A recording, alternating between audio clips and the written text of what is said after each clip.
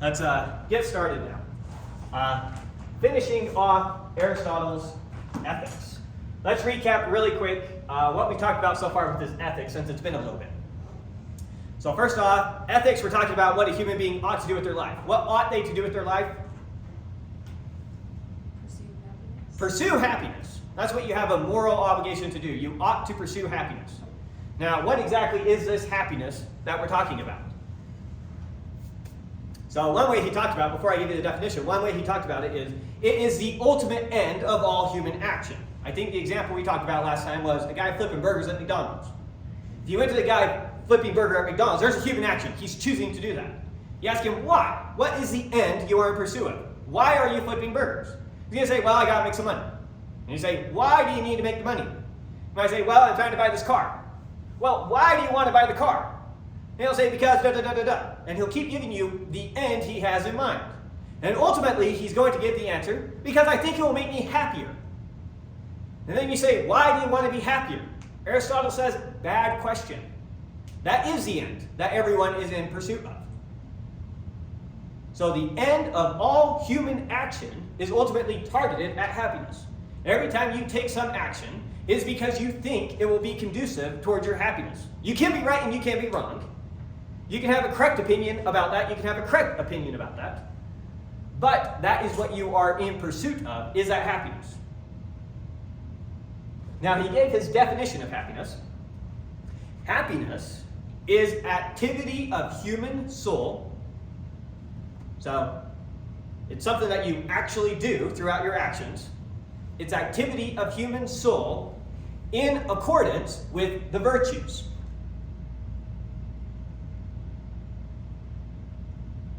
Activity of human soul in accordance with virtue. Now, where does something like wealth come into the picture? So, do you need wealth to live a happy life? Aristotle says, yes, some. Why? Because wealth enables you to carry out your human actions. Wealth is a means to an end. Sometimes if you want to accomplish great ends, you need great means. And wealth can be a helpful aid towards that. Now, he doesn't say that you for sure have to have wealth. He says it's very useful to have wealth. And so wealth is in general a good thing. Another one, friendship. You don't have to have friends, but friends are in general a good thing. And it's much easier to live a good life with friends who can help you carry out activity of human action in accordance with virtues. If you can have people there to help you, than if you have to do it on your own. So, these external goods, things like having food, things like having money, things like having a family, shelter, those things, he says, yes, those are all good things. And the reason that they're good is they're conducive to enabling you to carry out that activity of soul in accordance with virtue. So there are certain necessary conditions that you need to have. Another one that he talked a bit about is you need to be free if you're going to be able to live a completely happy life. Does he ever elaborate on like the pursuit of it is really the objective? Then I mean, is what would create happiness for saying than to the actual accomplishment, or does he? So some intuition that's often given as to what Aristotle means by happiness is a flourishing life. When it's all said and done, what we can say that that person had was an absolutely flourishing life. And so he warns against calling someone happy too early in life and saying they have achieved happiness. They have achieved a flourishing life. No, they're on track to achieve a flourishing life. The analogy he gives is to relate to a game. I used football last time. When can you say that has been a good game?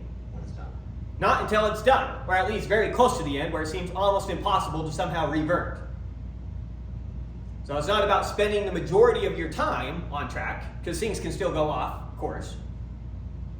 That's not the point. The point is when it's all said and done, they lived a flourishing life. They lived what you would call a good life. That's the achievement of happiness.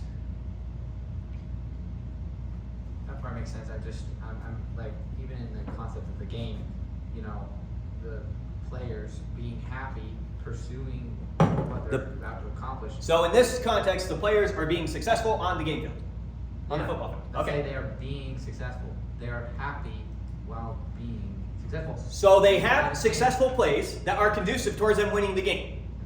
Aristotle says, as a football player, you should cultivate the habits and resources around you that enable you to pursue victory in the game. And play by play, you can say, yep, that helped, nope, that was a mess up, that was a mess up.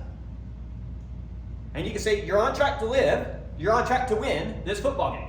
Yeah, so one of the points could be making money, for instance. And wouldn't it be like the pursuit of accumulating that wealth to then use that wealth to go accomplish other things and your means and whatnot? Is all of those steps could be a source of happiness, or is he implying that it's only at the very end, where and then like the whole process? He's saying the goal is to achieve the flourishing life. Yeah, but the point is the goal is the whole thing, just like on the football field. The goal is to win the game. It's not to rack up the best stats. Now, typically, racking up the best stats leads to you winning the game. But sometimes players can make stupid decisions to get a few stats in the short term that in the long term are going to come back to bite.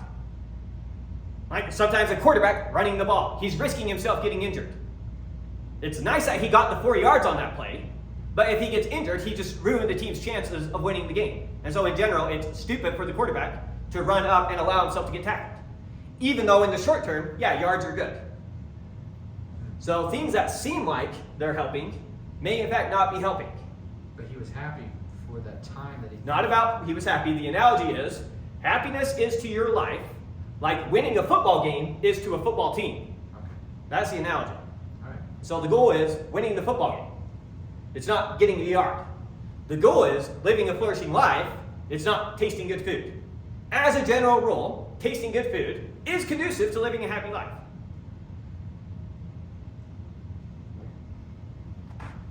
Okay. So, happy life, you got to cultivate the virtues. So you need the necessary conditions to enable you to carry out your human activity. And on top of that, you need to cultivate your virtues. Now, he talks about moral virtues and then intellectual virtues. Now, with the moral virtues, that was the table that we listed out, just the names of all of them, and the ones that he had on a mean between two extremes. And all those ones are just habits of character. Habits that you develop throughout the course of your life. So he says, 1, you need the necessary conditions. 2, you need to cultivate this character. You need to develop these habits. And then 3, we get to the intellectual virtues. The 2 intellectual virtues that he talks about are, I can't remember what I call them here. I either call it practical wisdom or prudence. Same thing. Practical wisdom or prudence, whatever I end up calling it, that is your ability to deliberate well. And then he has what he calls philosophical wisdom, which is lots of knowledge and understanding of things as they are. So where does prudence come into play? You're wondering, should I go buy this car? There's no derivation you can do that says, yes, and therefore you should go buy this car, the same way that you can derive the Pythagorean theorem. And so whether or not you should buy that car, that's a matter of deliberation. You have to deliberate the pros, the cons, weigh it out, and just figure out how to make that decision. And he points out that in general, when it comes to deliberation, unfortunately, the data that you have to work with is just life experience. And so as a general rule, the people who are best at deliberating are just people who have had more life experience. It's not something that you can teach someone very well. You just have to experience life to learn it. So focusing a lot on deliberation. Now, we remember what it was to make a deliberate choice. What's the difference between an intentional choice and a deliberate choice? A deliberate choice is one you thought about in advance. Yeah, a deliberate choice is one you deliberated over and you actually chose to do that thing. So he points out, I think it was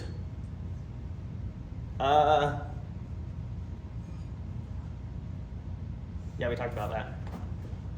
So he points out in your deliberate choices, he points out that your deliberate choices are the choices that do the most to help you develop your moral character. It's what you do deliberately that says the most about you and that does the most to develop your character. So if I'm trying to help you develop a good character, what I need to help you do is deliberate well. And what are the things that we deliberate over? He points out that we deliberate over means, not ends. Nobody deliberates, do I want to be happy? Yes or no? No, they don't deliberate over that. They deliberate over which course of action is most likely to lead to my happiness. Which course of action is going to be most conducive to my happiness. And so we deliberate over means, not ends. Makes sense. And since what we deliberate over does the most to the ultimate decisions that we make, the deliberate decisions that we make, do the most to promote our happiness or the most to hurt our happiness, deliberating well, indirectly promotes our happiness or promotes our misery, the opposite of happiness. Okay, so jump back in right here. So to attain a moral virtue, it is not enough to just want or wish to do good. You can't just want to do good, you have to actually carry out the action. While wishes are concerned with ends, deliberation is concerned with means. You may wish to be happy, but you do not deliberate whether or not you want to be happy. You deliberate about the right means to achieve that happiness. Right? Okay. So, now deliberation concerns possible human actions. We don't deliberate the impossible. You don't deliberate how you could throw your shoe on the moon. It's not something you deliberate over because it's impossible. You might deliberate over how to save up enough money to buy a car. You probably don't deliberate over how to save up enough money to buy that billion-dollar mansion. That might be impossible in your view. Okay, so deliberation concerns possible human actions and occurs when the outcome is unclear or the right way to act is undefined. So in the math and in the sciences, we don't really do that much deliberation. We don't deliberate about some mathematical proof like the Pythagorean theorem. There's no deliberation going on, it's just a derivation. Or if we were in some physics course and I gave you some equations and we did some derivation of some formula, we don't argue about and deliberate, well, what if this or what if that? We say, no, the math's the math. It is what it is. So that's derivation versus deliberation. So deliberation occurs when the outcome is unclear or the right way to act is undefined. There isn't a definite process that you're supposed to go through. Again, a lot of the practical decisions you make in your life. You're probably going to be wondering, what should I major in college? Now you're going to say, well, here's our premises and derive, oh, this is why I should major in. And there is no derivation. You just got to deliberate, make the decision, and how are you going to know if you made the right decision or not? It's tough. So deliberation is about actions we can take. We take actions to promote certain ends or goals. Therefore, we deliberate to promote certain ends or goals. In other words, it's through deliberation that we promote our own happiness. And action upon the deliberation. Right, because your action is going to follow your deliberation. Yeah. So you deliberate about the actions, your actions promote your happiness. The point he's emphasizing is how important it is to have this skill to deliberate well, and what it is that makes youth different from elderly people in terms of their ability to make these types of decisions well. Yeah. And it's this, he identifies as skill of deliberation. That's what he thinks it is. Okay. Now, unfortunately, people do not wish for the good. They wish for the apparent good. You don't want what's really good for you. You want what you think is good for you. And it could or could not be really good for you. And so, it's very easy for you to choose things that target wrong ends. So while no one is willingly unhappy, they can deliberately make choices that lead them to be unhappy. Yeah. That make sense? Yes. Besides for just him? Say it one more time. While no one is willingly unhappy, they can deliberately make choices that lead them to be unhappy. So in a sense, you deliberately make yourself unhappy. They can intentionally choose to be vicious people. They are mistaken about the course of life that will produce happiness. So you may sincerely think that stealing that laptop will make your life better. And that could be something that you sincerely believe, and you think it will make you a happier person. Because that's what is apparently good to you. You're wrong, it's going to make you more miserable. And so that would be a vicious thing to do. Even though people with a bad character may be ignorant and even seem unable to choose the right things, this condition stems from decisions that were originally voluntary. So oftentimes people feel like they can't help but keep making these bad choices. They're stuck somehow. Aristotle says that may very well be the case, but it's because of intentional decisions that you're now in this condition. An example would be smoking. None of you are addicted to cigarettes. You all know cigarettes are addictive. If you choose to smoke, that was a very intentional decision on your part. And it may get to the point where it's now a compulsion, a habit that you just can't stop. And it may get to the point where it's out of your control. But Aristotle's point is, it's still your fault that you're doing that. Even though it's not a voluntary choice now, there were voluntary choices that you made throughout the course of your life that led you there. No child is born with a bad character, or a good character for that matter, and it is only through deliberate choices that these are developed, or at least not only through, but mostly through deliberate choices that these are developed. Maybe the other types of choices we talked about have an effect, but obviously deliberate choices are the ones that have the greatest effect. For example, relating to physical health, Aristotle's own example, while no one blames those who are ill-formed by nature, people do censure those that are that way through lack of exercise and neglect.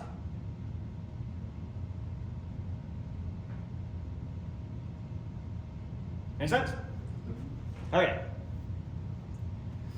So, on to the intellectual virtues.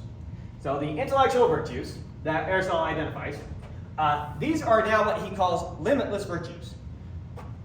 For the moral virtues, they exist as in a mean between some defect and some excess. And so those exist as a mean, where you're trying to balance out these two different dispositions in you. You're trying to have that moderation. Aristotle, for him, these intellectual virtues do not exist on that kind of spectrum. And more is always better. Right? So, intellectual virtues, first one, art or technique.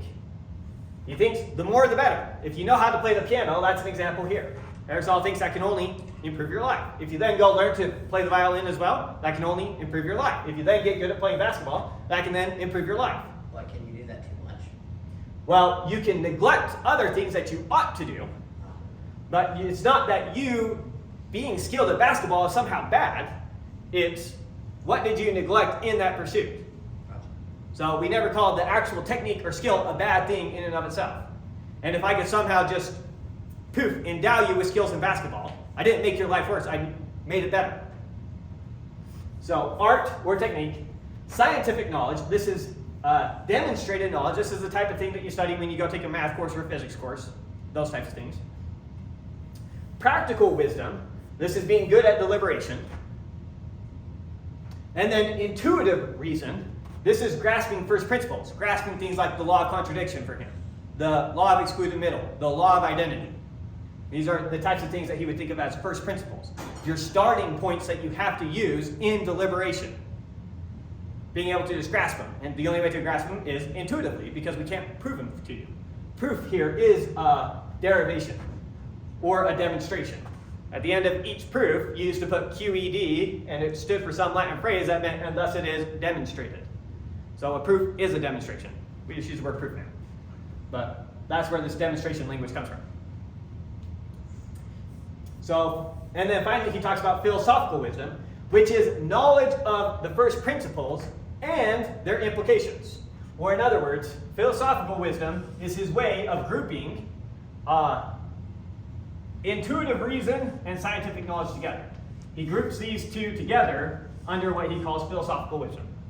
So philosophical wisdom is both understanding your first principles and having this art of demonstration, being able to prove many things. So, if we were to talk about the three that exist, since those two are grouped together, you have philosophical wisdom, practical wisdom, and then art or technique. Now, of these, he thinks obviously the two that are the most conducive towards living a good life are these two, so he doesn't say much about the art or technique. And instead, he focuses on these two, seem to be more important. yeah, it's nice that you can play the piano, but it's not going to make or break you near as much as these will. Right. So these are far more important. Okay. So while the moral virtues are a mean, with the intellectual virtues, more is always better. Once you study geometry, you should go on to study physics after the fact, and you're no worse off for it. You're only improved for it. If you then go study chemistry, you're only improved for it. Can't hurt you. Okay. The chief of the intellectual virtues for him is philosophical wisdom. Now that might be a bit surprising, because remember, practical wisdom is the one concerned with deliberation. And so it seems like this would be the highest one of the two. What's more important, having lots of philosophical wisdom or having lots of practical wisdom? What's more conducive to a happy life? Now he chooses philosophical wisdom as a superior. So the chief of the intellectual virtues for him is philosophical wisdom. While practical wisdom seems to be the most crucial for developing the moral virtues, it is dependent upon philosophical wisdom in the same way that health is dependent upon medical knowledge. In other words, he's saying that what you learn here can help you inform you here. So while there is no derivation that says, you're trying to figure out how much of my paycheck should I set aside for retirement or whatever. Well, there is no derivation that you can go through that helps you know how to make that decision. And you have to deliberate about how to make that decision.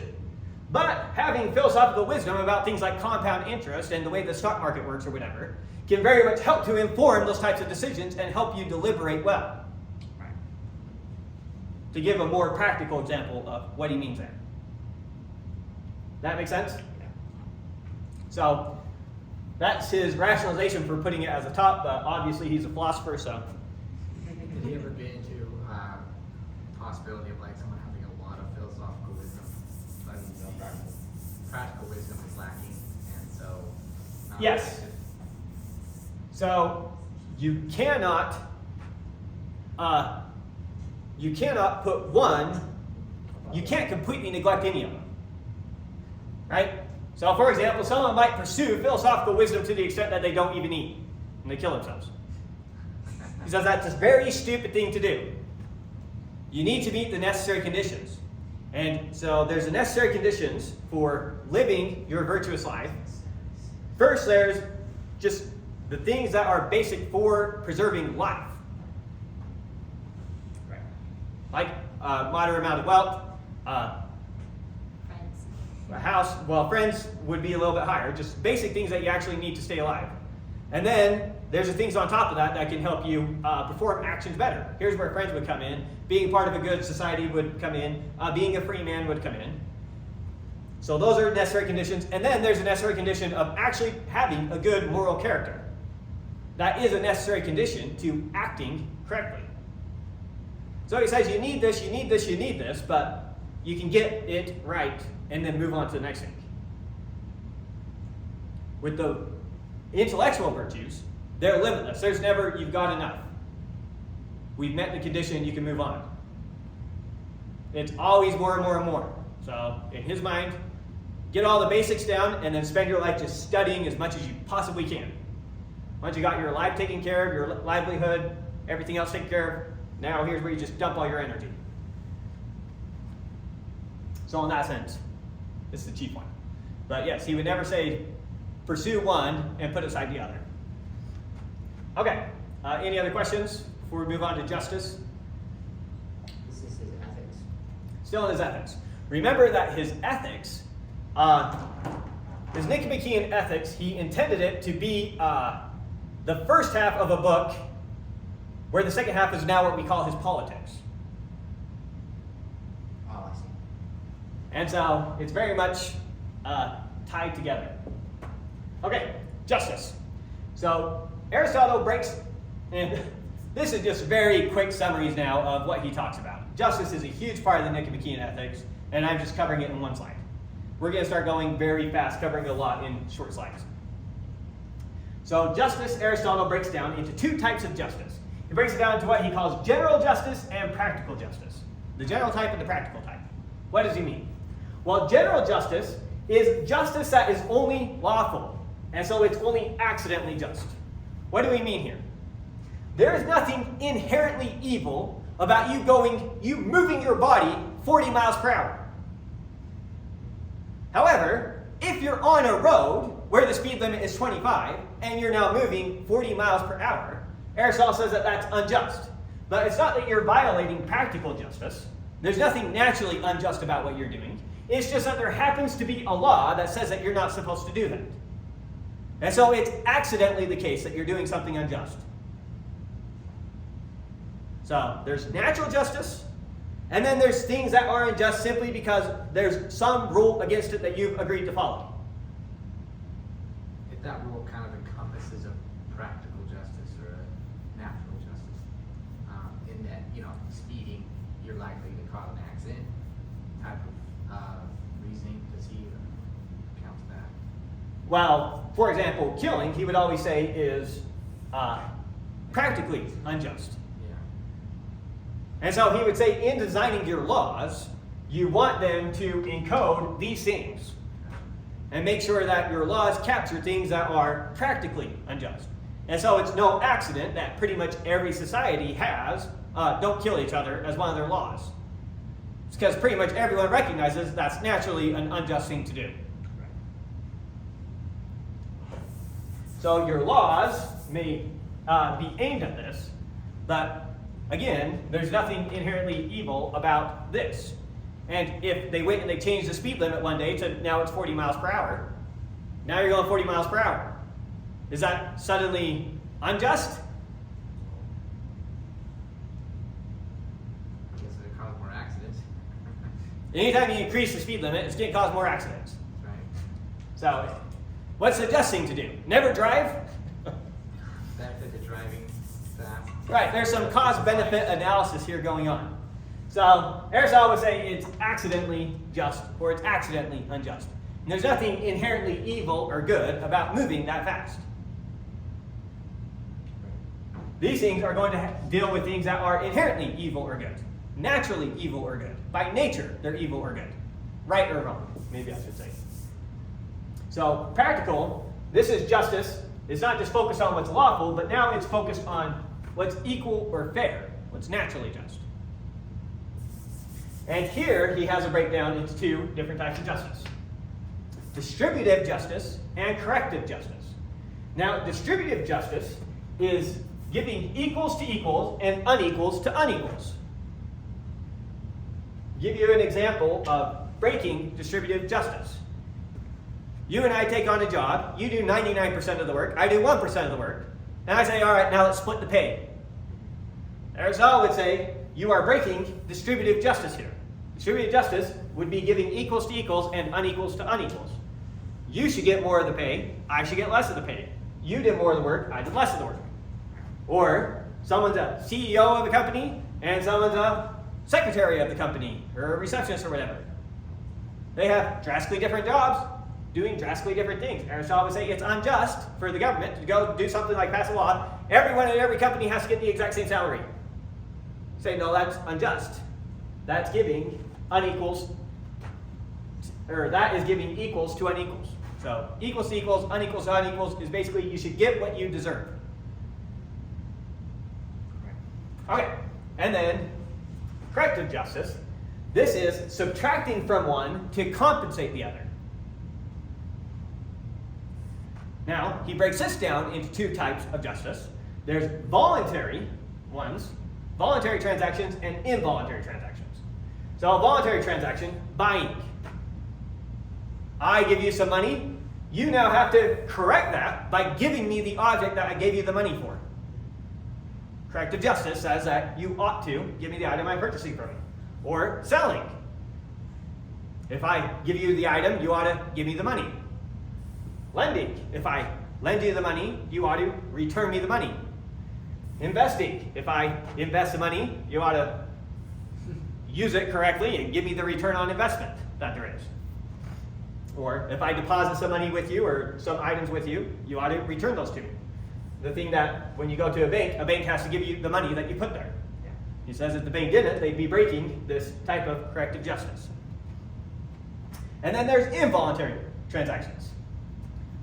where things are done furtive and by force. So, the furtive ones, what are those? Those are things like theft, adultery, assassination, bearing false witness, talking about someone behind their back. All of these are done without them knowing. When you steal something, you're trying not to get caught. When you commit adultery with some guy's wife, you don't want the guy to catch you. When you assassinate some guy, you don't want him to see it coming. When you bear false witness about him, that's when he's not there. You're not talking to his face, you're talking behind his back. So, you're robbing someone of their reputation, you're robbing someone of their life, you're robbing someone of their wife, you're robbing someone of their property. Or force. Force would be things like assault, murder, seizure, rape, or verbal abuse. Doing it to their face by force. Seizure? Seizure, Oh. right. taking it, seizing what it is you have. So, I didn't steal from you in the night. I walked up, saw your money, pulled it out of your hand, and says, that's mine. Pushed you over. You watch a 5-year-old do it to a 3-year-old with a sucker all the time. Seizure. Doing it by force right to their face. This is still adultery, secretive adultery. Yeah. Doesn't capture all the different scenarios, but gives you an idea for all of them.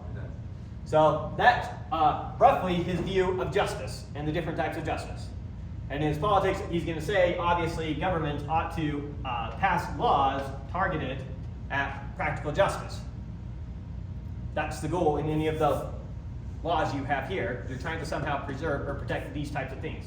Protect transactions, contracts, whatever it is that people have. Any questions about justice? No, that was kind of a quick one. All right. Now, a continent person.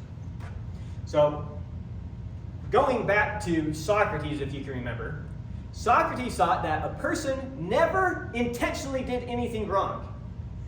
They always thought they were doing the right thing, and if they ever did something evil, it's simply because they're ignorant. Socrates did not think that you could know what the right thing is for you to do and not do it. He would say you must not have known it was the right thing for you to do. Otherwise, you would have done it. That's Socrates' position. Aristotle says no. So, introduces this concept of a person being continent. A continent person makes a rational calculation as to what ought to be done, and then they follow through on that action.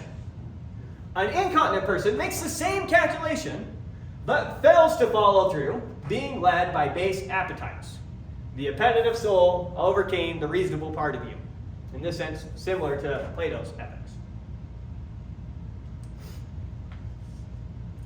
An example of this, it's the end of the day, you're getting home, you come to the conclusion, I ought to do my homework. That's a good thing for me to do. And instead, you still just sit there on the couch and you reach over for the remote and you turn on the TV. You came to the right conclusion about what it is you ought to do. You're just incontinent. Yeah. Any questions about that so far? Okay, so for Aristotle, there's 3 conditions of character that you ought to avoid. And for him, there are 3 distinctly different types of characters. So first and foremost, you ought to avoid vice. You ought not be a vicious person. A vicious person is someone with a stable disposition and that deliberately chooses to do evil. They come to the conclusion that it's evil, they know it's evil, and they intentionally do it anyways. An incontinent person, they know what they ought to do, but they're just weak-willed and just can't help themselves. You might have the guy who goes out trying to steal people's money, actively robs them. Then you might have the other guy who's walking past the table and he sees $20 laying there. And he knows, I shouldn't take that, I don't really want it, but I can't help myself, and he just takes the money. For Aristotle, that one was right here, whereas the other guy he's just out to do it. And he knows it's evil and he just wants to do it anyways. He's decided this is the type of life he's going to live. They're a vicious person. Versus an incontinent person, just a weak-willed person. Maybe the first and second degree murder type of concept. Yes. Kind of. Because it's not that through incontinence you commit second-degree murder. I guess it kind of could be being caught up in the heat of the moment. That's what I'm implying. I shouldn't do this. Pull the trigger. When it's right in the middle of you're fighting or Right. But might be, I don't know. Saw a guy who just decided that he was just gonna intentionally just put on as much weight as he humanly can. Right? Intentionally a vicious person, according to Aristotle. Just gross. Intentionally doing something that you know is evil, wrong, bad. Whereas this person is someone who, I really shouldn't eat another bite, but it's so good. And so they take that other bite. What if you think it's good, but it is evil? Is that nice? Yes, that is exactly what a vicious person does. Aristotle thinks good in the sense that is conducive to your happiness. So a vicious person steals because they sincerely believe that stealing will make them a happier person. Aristotle says they're wrong and they're going to make themselves more miserable. But they think that what they're doing is good in the sense that it's conducive towards their happiness. But they don't know it's evil. Isn't that They don't easy? know I what think. makes them happy. Yeah, I think that might Good or evil versus they are deliberately making choices contrary to virtue, and the end that they have in mind is they think it will make them happy. They're vicious people. It's like they know it's good, but they don't care that it's good, and they're going to do what they want to do. Well, I probably shouldn't have said good or evil in this case. There's a difference between you pre-planning, I'm going to go rob everyone in the community, versus you walk past the table and you saw $20 and you couldn't help yourself and you snatched it up. For Aristotle, one of those is vicious. You think that you're going to have a better life going out there and robbing everyone. You're wrong, you're going to be more miserable. But you think that that is conducive towards your happiness. That's what I mean by good here. Conducive towards your happiness is what you think it is. Okay. So, would I say that this person knows that what they're doing is evil in the sense, do they know that it's going to make them more miserable? No. They think it's going to make them more good. Or they think it's going to make them more happy. So our criterion for good and evil is conducive to happiness versus not conducive to happiness. Conducive to misery, we'll say. Because we'll say that there's some innocuous actions. So good, innocuous, evil. So they're deliberately choosing to do evil things, but they're doing it because they think it will make them happy. Yeah. Okay. So conditions to avoid. The vicious person, deliberately doing evil things. The incontinent person, they know the things that they shouldn't do. They sometimes try not to do them. They're working on themselves, but they're still failing. And then the last one he talks about is just a beastly person, a brute. This is a person who doesn't even use the reasoning part of their brain. Remember when we talked about the soul, there's your vegetative soul, your appetitive soul, and then your reasoning soul. Let's talk about they're not even using that higher soul. They're just at these other two states. And they aren't even stopping to think. It's not that they're deliberately doing this or deliberately doing that. They're not deliberately doing anything. They're walking in, they see the money, they grab it. They see the food, they take a bite, and they walk on their merry way, never stopping to think about it at all. They don't ask themselves, should I or should I not? They say, want, don't want, pain, bad, pleasure, good, and just respond in the instant, kind of acting like a dog would act. Right? You got a dog walking in, you throw some bacon on the floor, the dog doesn't stop to think, should I eat that bacon or should I not? They just instantly respond, lick up the bacon, and go on their merry way. Acting like a brute. So these are the three cases that we want to avoid. Not using your reasoning at all, using your reasoning but failing to follow through, and then using your reasoning for the wrong things. Reasoning towards evil condition, evil choices. Make sense? Yeah. Okay. So, while Socrates was of the opinion that no one knowingly does wrong, Aristotle disagrees and claims it's via their incontinence that they knowingly do wrong. Aristotle says it happens all the time, Socrates. What are you talking about? Maybe it never happens with you. Okay, you're a very continent person. The rest of us mortals. Okay, so then natural question might be, what's the difference between continence and temperance then? right? Because what have we talked about as temperance being so far? Moderation. Temperance is this moderation, not overindulging your pleasure. Like if your reason tells you that you ought not do that, not following through on it. So Aristotle makes a distinction between these because they seem like very, very related concepts. And Plato seemed to kind of be grouping the two together, and Socrates as well. So continence versus temperance, what's the difference? Continent people don't act on base appetites. Temperate people no longer have those base appetites. They've removed the appetite from them altogether. The continent person can look at the money and resist the urge to steal it. The temperate person never had the urge to begin with. They've removed that from their character. They're no longer tempted by things that aren't theirs. Yeah. Concrete example that often happens to people is growing up, as you were a kid, you probably had a lot of sugary things. And as you grow up, you lost your taste for those things as you intentionally avoided them. It got to the point now where now they don't even tempt you anymore. Yeah.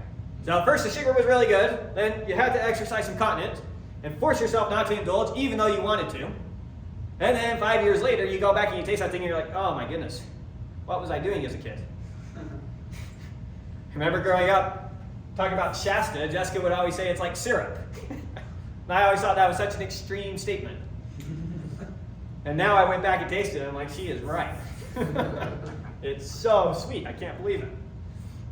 So, that's the difference between continence and temperance. You have to exercise your continence to develop temperance as you remove your more base appetites, base desires, and get to the point where you don't even have them anymore. Which Aristotle thought was achievable. Go ahead. What about malicious people? Where do they fall? Is that just incontinence? Who do evil for the sake of evil? Who just want to see the world burn? That's as vicious a person as I can think of. I would consider like a baby in this state of bestiality where they Yeah. don't think about what the consequences of the choices That are. is a great example. Yes, a baby is at this state. Someone who A baby is neither moral nor immoral in Aristotle's mind. You can't call them good, you can't call them bad, Yeah. because they don't have any of these things developed, and they're just responding to the situation. Yeah. And then incontinence being the addictions, tempers. Addictions, yep, that's a good example of people in that category.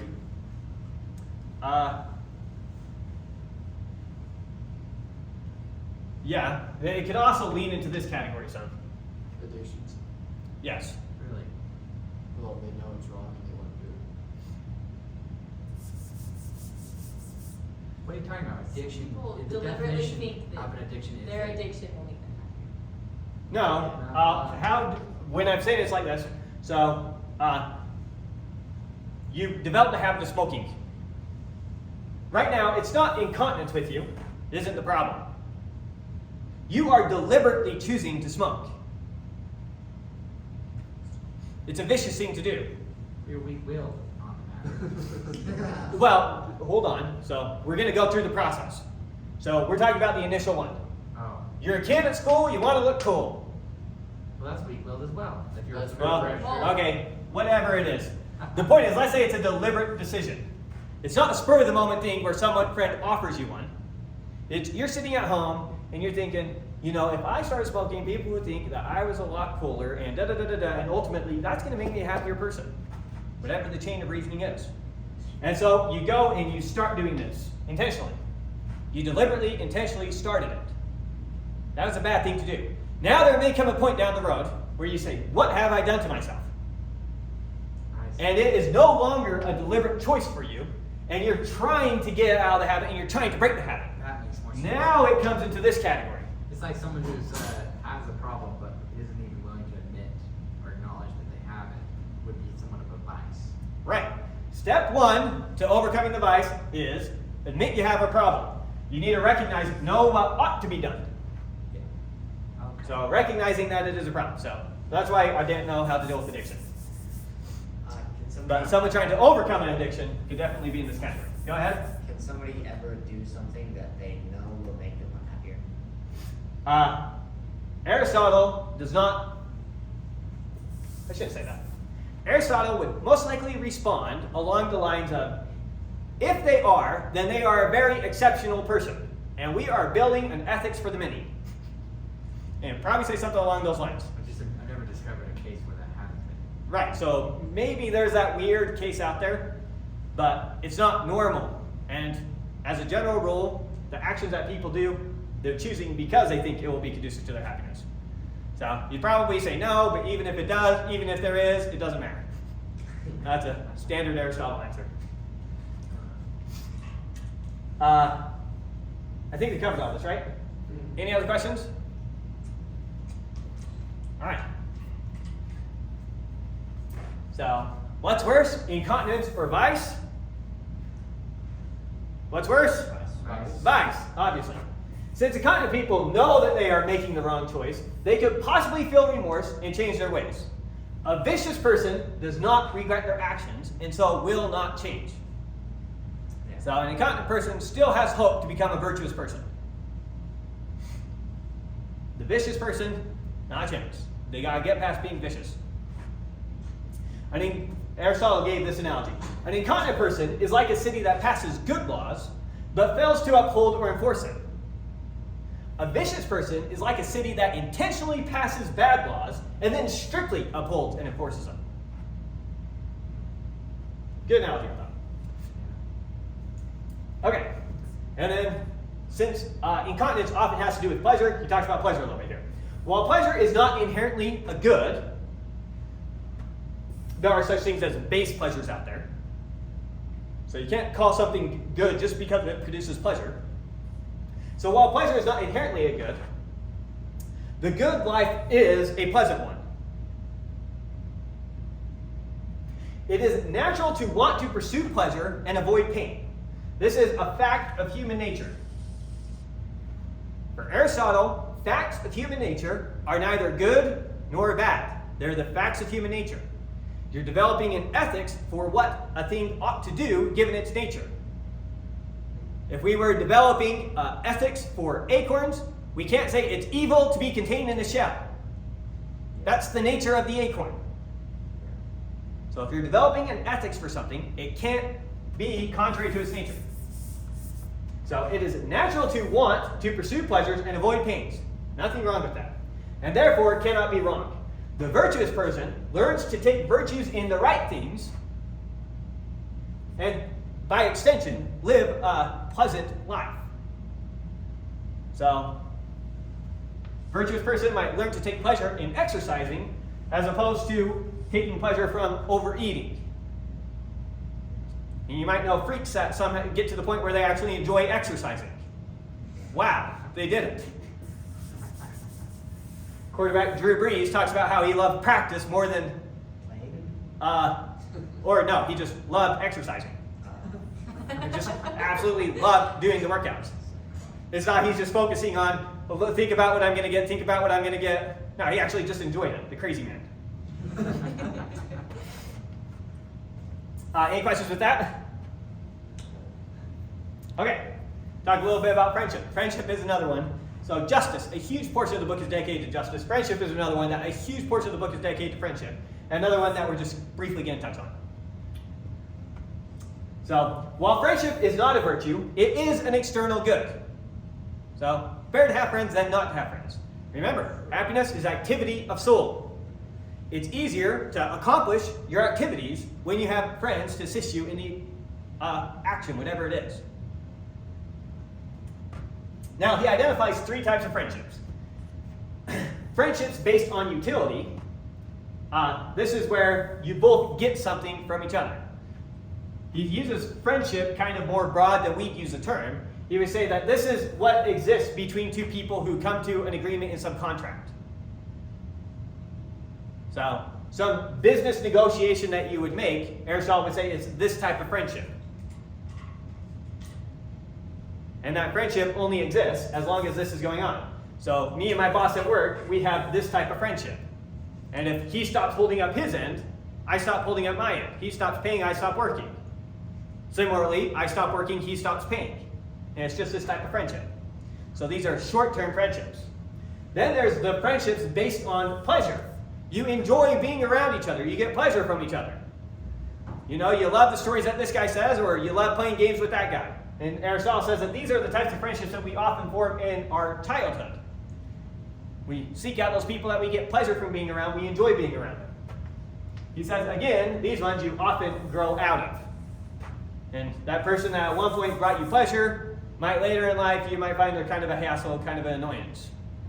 And those funny sounds that they made in 3rd grade, not so funny when we're in 8th grade.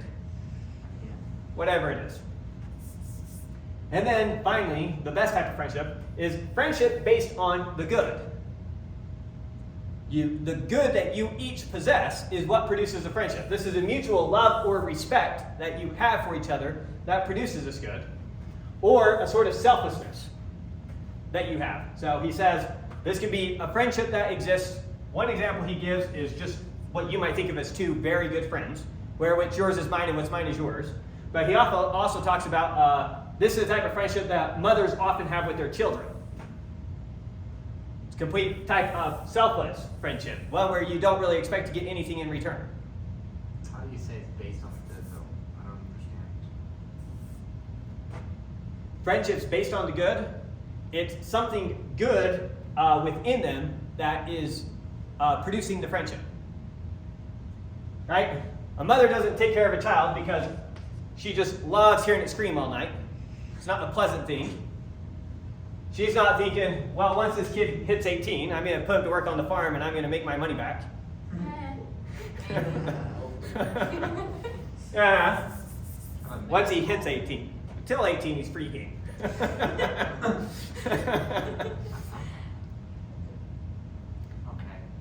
And then he talks about the types of friendships that often existed in ancient Greece between just two fellow citizens who were just good friends with each other.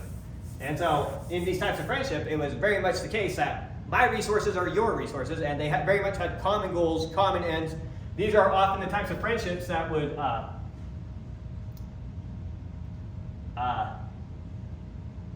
well, shouldn't say it like that.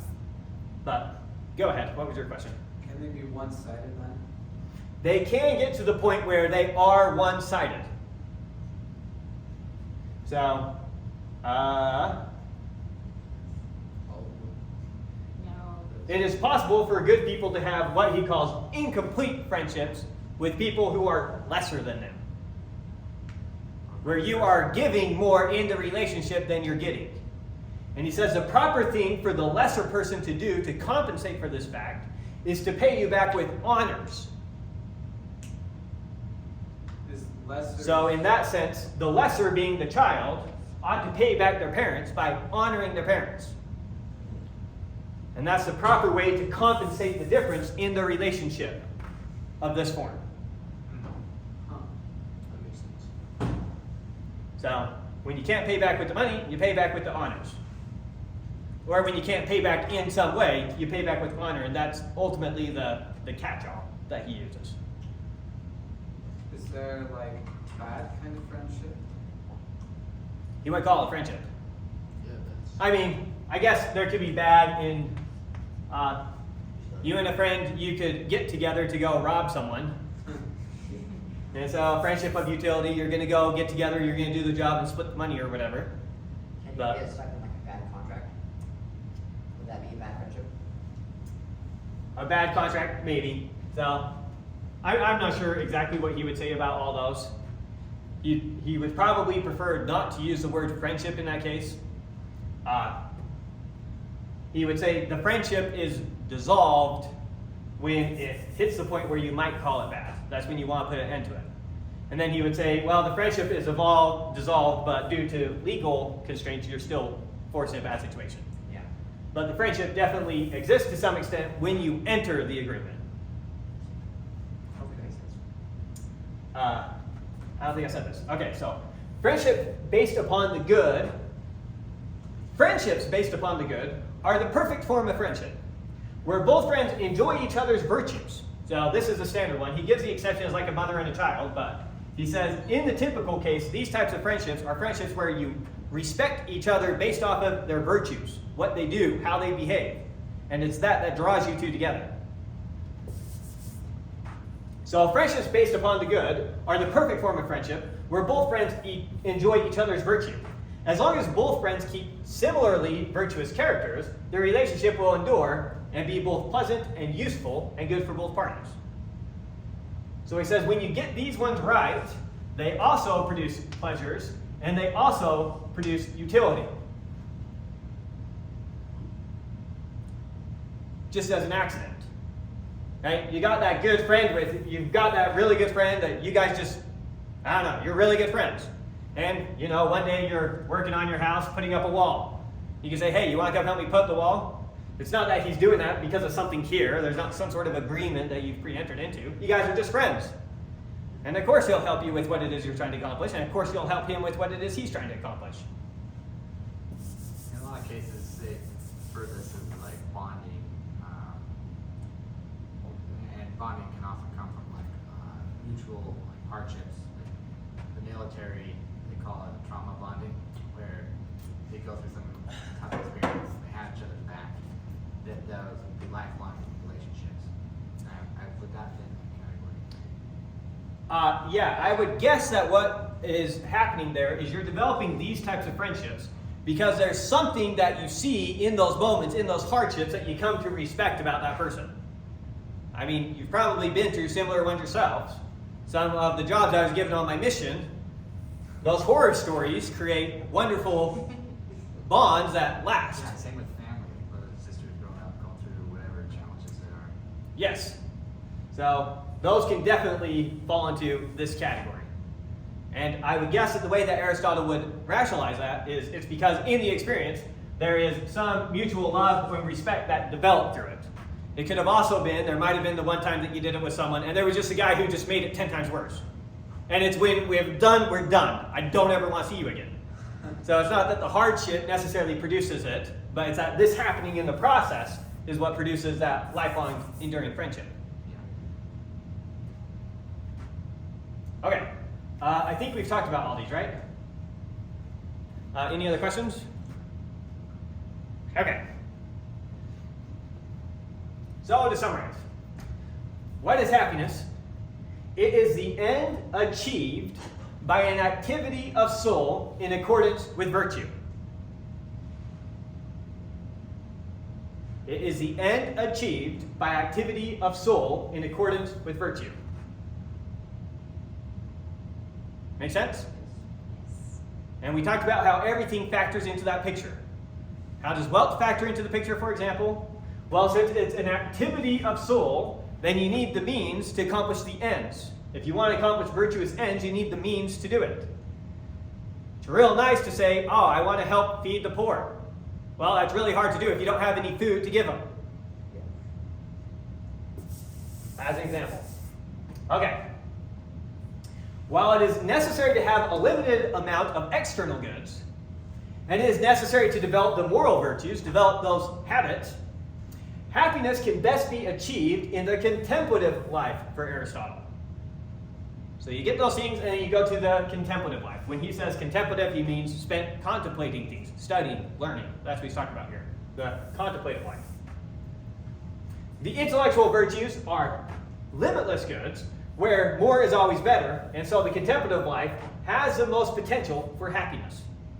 Because it's where you can pursue it the absolute most. So he thinks contemplative life is the best thing. And then he makes a connection here back to his prime mover. So think back to the prime mover. We remember what the prime mover was? Yeah. It's the thing outside the entire universe, and it's just some big mind. And what does a prime mover do? It sits there and it contemplates itself. Yeah. Right? Yeah. Also referred to as Aristotle's God, the prime mover. So finally note that the prime mover, which is summarized as thought, thinking about thought, and consider then that there is no more godly action a mortal can take than contemplation. So not only has our argument led us there, but just looking at what the God does, what more godly thing can we do than to contemplate? Now, Aristotle reminds us that study alone does not make a man virtuous, though. And so, not only do you need to read his work and study his work, but you also need to go out there and act upon the knowledge. So he puts as a little note to his student, whoever was reading this at the very end, he says, very good. You have read my work. That's awesome. But that doesn't achieve anything. You got to get out there now and start actually doing the things. So get to work. And that's how he ends his ethics. And so we'll now go into his politics, and we're just going to cover this very briefly. So, setting up the political framework, we need to understand a little bit about the world that Aristotle is born into. Because Aristotle in his politics, he's not going to be like Plato. Do I have a typo? I don't. No, the Asian thing is No, the Asian thing is, yeah. Oh. It's just. Sam knows. Okay, we'll explain all that. Sorry. So, Aristotle is not going to be like Plato. Plato sits here and he theorizes, what do I think the ideal state should be like?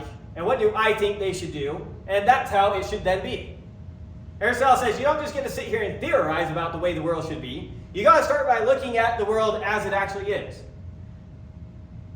So, Plato says something like, well, if everyone had wives and children in common, then everyone would treat each other like brothers and sisters, and they would all act like one big happy family.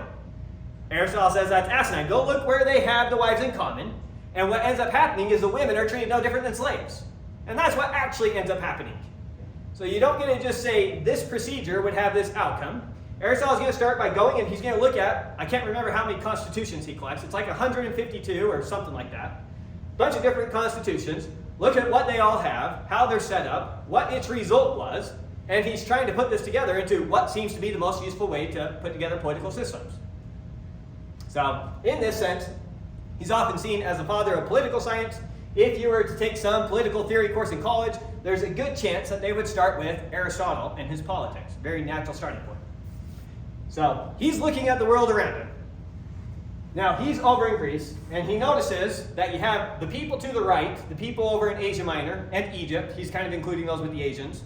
And then you have the people to the north of the Greeks, who are just barbarians living in tribes. They have no civilization. So the Asians, basically thinking about like the Persian Empire. That would be a good stand-in for what he means here by the Asians. The Persian Empire. They're the Asians. He notices that with the Persian Empire, there's a lot of clever people over in Persia. There's a lot of bright, well-educated people, and great civilization has come up over here. And yet, he notices that they are such servile people, so willing to be slaves. They don't set up their own political systems where they are the ones who put the laws in place for themselves. They're so willing to be slaves. And so he notices that the Asians, they're very intellectual people, but they have no spirit, is what he calls it. They're too willing. They also call them effeminate a lot of the time. The Asians, the Persians, they're effeminate. They have no spirit. They're willing to be slaves. You might remember going all the way back to the Grecian-Persian Wars, when Xerxes got his army together, and he's talking to the Spartan king who got kicked out of Sparta and was advising him. He says to the Spartan king, he says, would anyone in Greece even dare oppose us when they see my army? And the Spartan king's reply is, Sparta will under no condition Sparta will never accept any condition that would mean slavery for Greece. And remember what they were refusing to do. Give that earth and water. That's what they meant by slavery. Recognizing some king is to decide how you ought to live your life. He's the political voice. So they're baffled by this. All these people over in Asia, they're willing to live these slavish lives. That's the whole thing that Greece was opposed to. They were willing to be political partners with Persia, no problem. It's that earth and water thing that they weren't willing to accept, which is basically like prostrating yourself before a king. They would never do that. Such an act is beneath the dignity of a free man. He wasn't referring to the Asians that we know today. Yes, this does not mean Orientals. So we're not talking about Chinese, Japanese, Vietnamese, none of that. We're talking about Asia Minor, the Asia that they knew. We're talking about Lydia, the Phoenicians. I think he's including the Egyptians in there, but he just said the Were Asians. the Oriental Asians even discovered at this time? They all knew about each other. It's just kind of irrelevant. Oh. It's so separated and so far. Oh, Yeah, that makes sense. so we just weren't really able to trade or interact very much. The trade was I'm sure that trade would occur, but it would be so disconnected. And the Silk Road was a pretty big deal later on. It was. Yes, when it was well-established trade routes. Was it? And the Silk Road, Or Alexander that was. that was during the rule of the Khans, the Silk Road. That's Khans, way yeah. later. You're talking about Marco Polo, an Italian. Yeah. Okay. But we don't need to talk about the Silk Road. Sorry. That will get ready to start drawing pictures. What were we talking about? So that's what Aristotle is noting. He's noting the Asians, they're so willing to take on these political systems that basically enslave them to some king. And then the barbarians up north, he says you could never enslave a barbarian. You'd have to kill the guy to get him to do anything you want him to do. He won't take orders from anyone. And so they have no society. They have tons of spirit, but no intellect, the barbarians, the Europeans, basically to the north of them. And then the Asians, great intellect, but no spirit. They're so willing to subject themselves to other people. And he thinks that it's the Greeks alone that seem to have a balance of both these things. The Greeks are putting out all these great intellectual achievements. They have great art, great societies, great policies, and yet they are absolutely spirited people. They refuse to be slaves to anyone. And so he thinks that it's Greeks having these two things alone that makes Greece special for living a correct political life. It's going to be the balance of these two things. Now you have to understand, in Aristotle's time, the world always has been and always will be. There isn't this notion of, we all have this notion now of, it's like the world's always been progressing and people have always been progressing. That is not how the ancients viewed it. The ancients viewed it as largely just cyclical. We go through our ups and downs, ups and downs, ups and downs, but things largely always have been and always will be as they are now.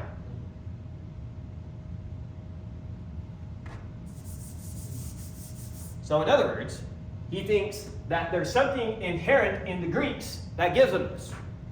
Something in the Greek nature. And so all the Greeks developed this attitude that, not all of them, but it's a common sentiment in Greece, that Greeks ought not to enslave other Greeks. Kind of sets up the foundation for it. Aristotle is going to give arguments for slavery. And he's going to think that it's justified based off of the nature of the people. And he thinks that they are naturally this way. He doesn't think it's a consequence of the society that they're a part of. Because why would Greece be different than these other places? Because they always have been and always will be this way.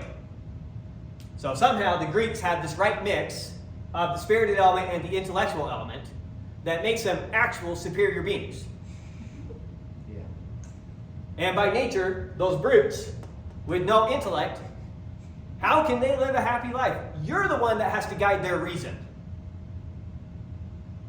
And these spirited people who want to be subjected, what can you do but subject them and use them? So, arguing for Greek superiority here is one of his arguments. Naturally, too. Okay, so now setting up the Greek polis, how it's different from all these things.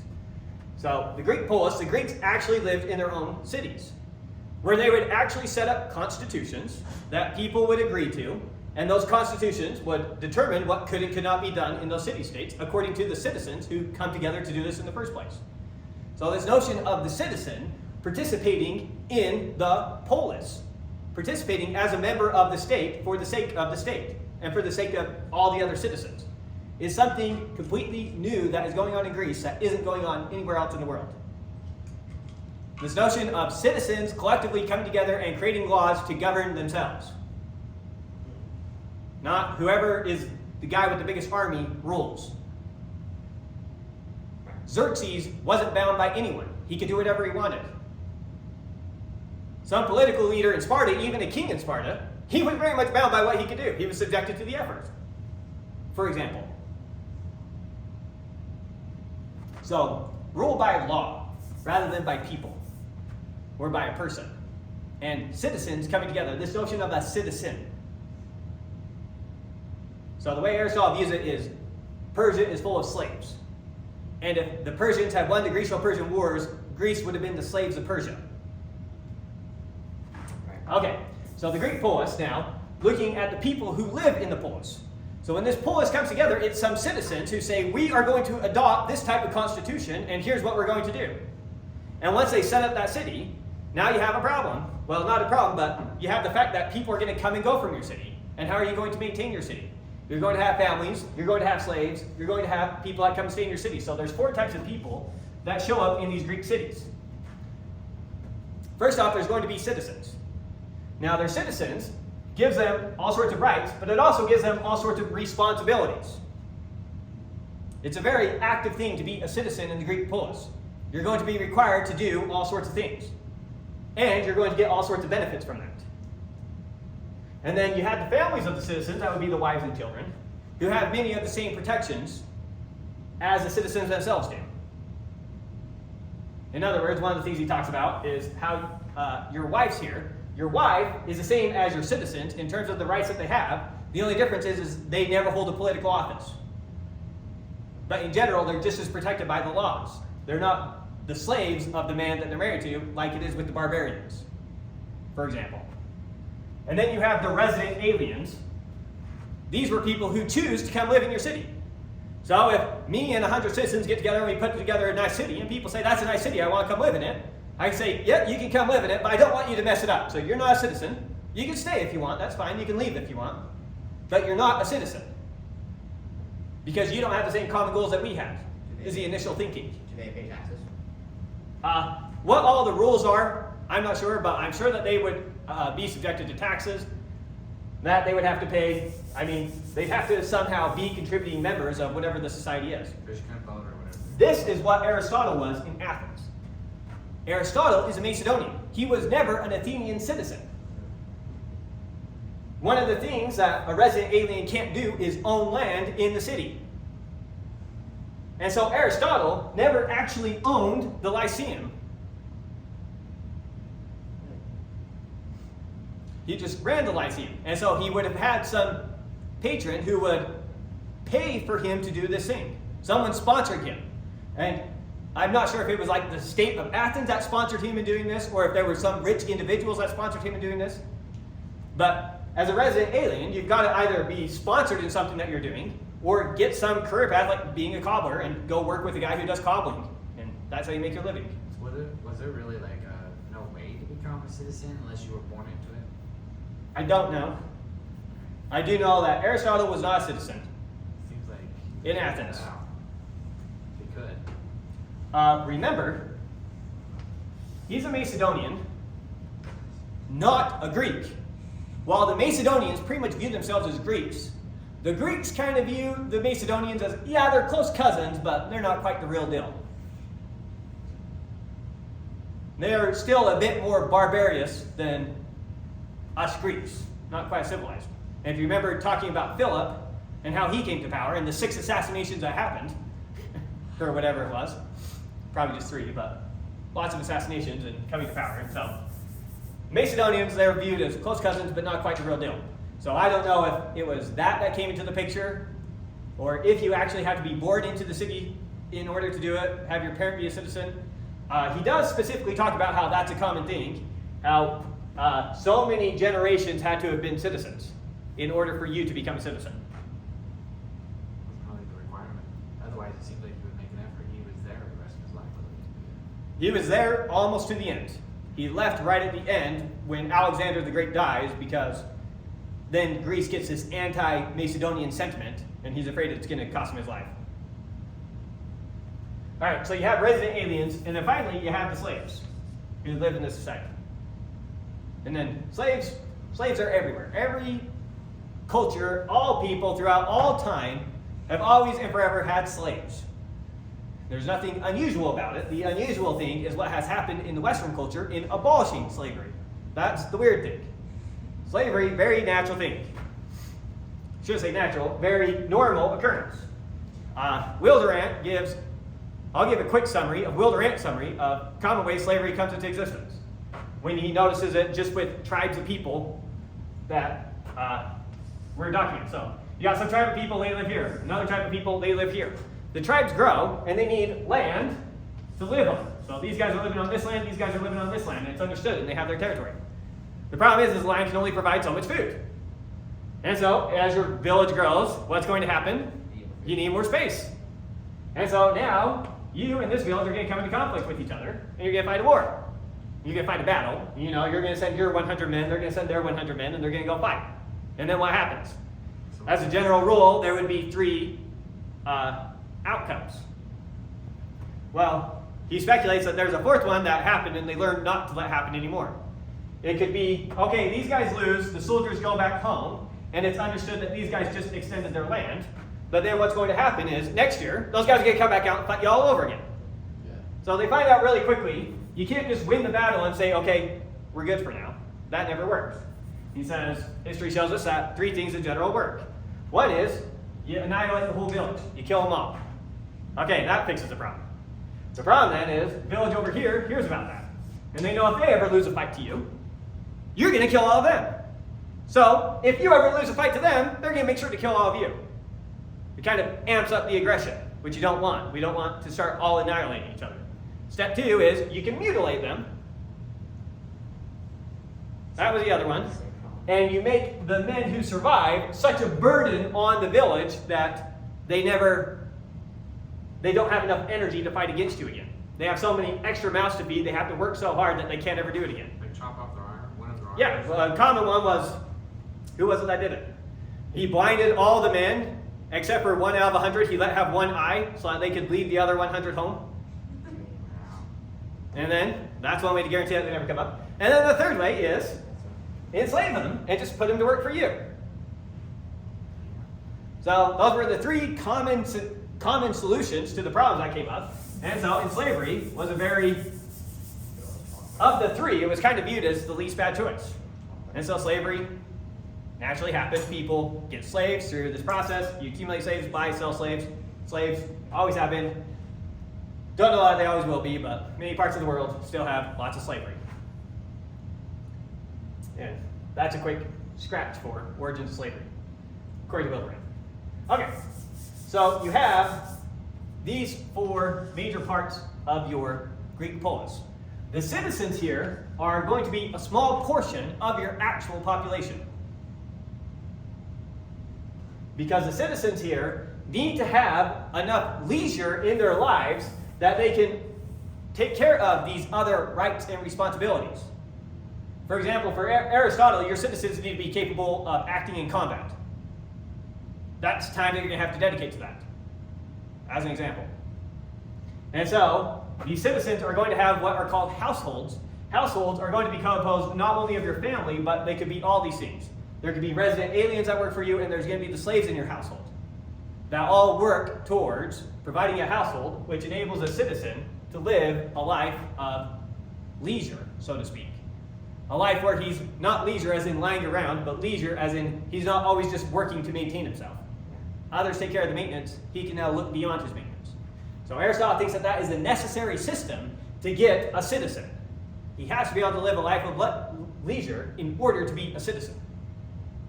Necessary condition. Okay, I think we talked about that. So, how he thinks that these things come to be, one of his most famous statements is that man by nature is a political animal. By political animal, he means an animal fit to live in a polis, a city. He thinks that polises or cities are natural developments of human action. The same way that ants naturally live in a colony, an ant colony, human beings naturally live in cities. So he goes through his social hierarchy here of how human beings come together. He says, first off, there's the marriage, the bond between just a man and a woman. That's the most simple way that human beings come together. And then, on top of that, you eventually get the development of a household. You have some kids, you collect some other people who are working for you or whatever, and you get the household. You get enough households together and you eventually get what he calls a village. Now, he talks specifically about how a bunch of these villages are just extended families all living together. And he knows a lot of villages that formed, that's what ended up happening. So, villages or extended families. And then finally, when you get enough villages together, you get the polis. Now, the point of the polis here is to become, one of its points, is to become completely self-sufficient. You are no longer dependent upon anyone else for your survival. A city isolated can completely take care of itself. It has access to its own food, its own water, its own people to build structures. It has everything that needs to be completely self-sufficient. Take care of itself. Not dependent upon anyone else. The polis. Make sense? And so that is why he thinks that it is one of the reasons he thinks it's a natural thing to do.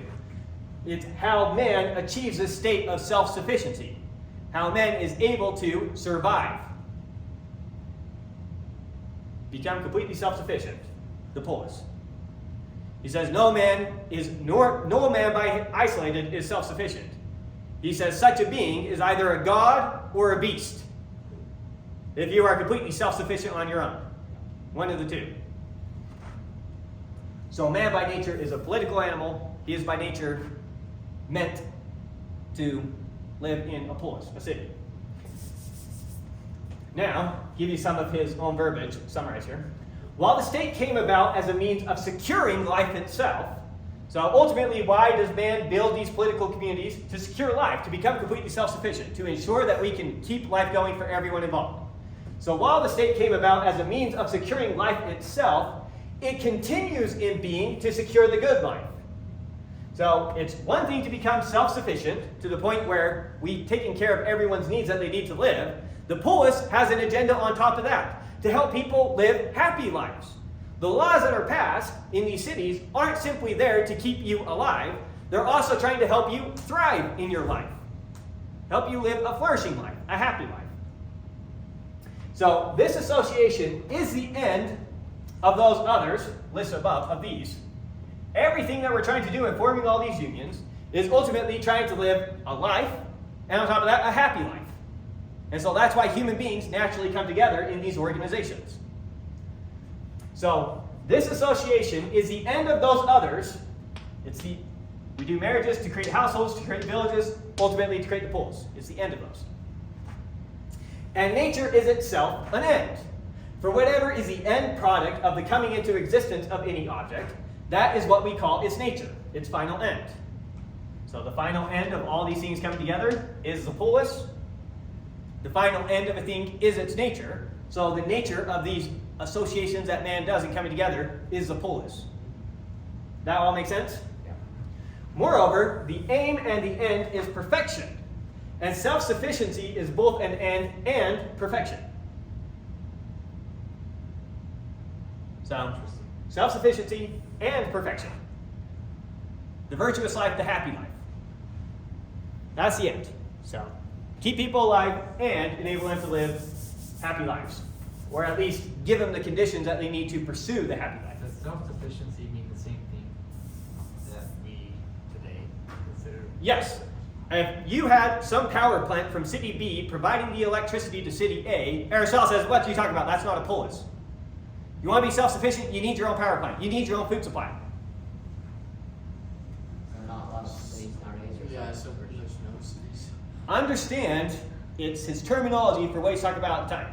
He would probably change exactly what he meant by a city if he were existing today.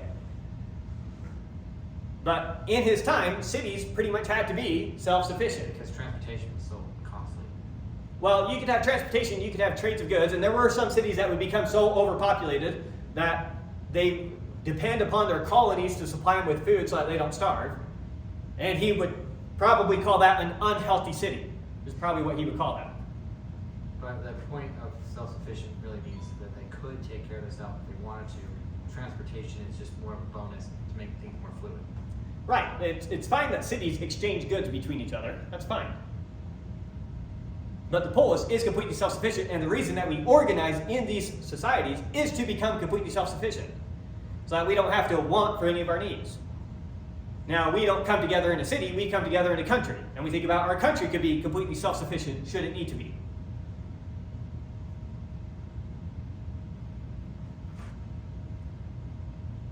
Okay, so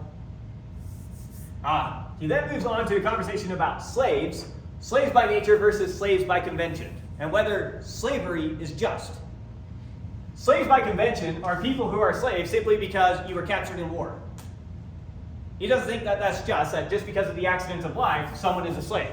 However, he does think that there are people who are slaves by nature. And it's okay for them to be slaves.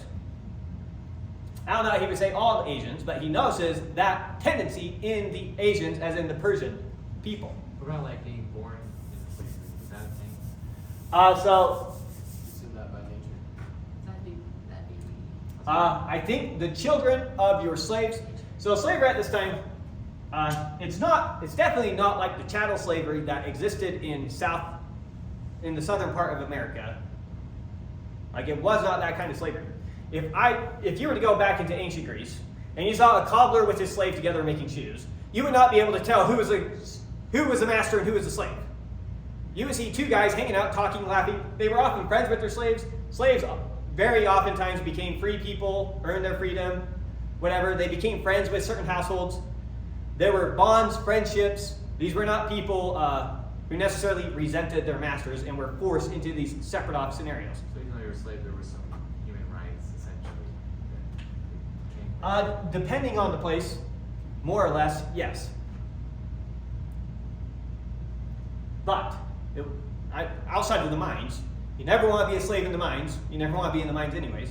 So slavery in the mines, that was awful. Outside of that, you'd have a hard time telling the difference in most cases between the master and the slave, probably. Just a guy who, has his wife, kid, can afford 2 slaves, and they work together on whatever it is that he does.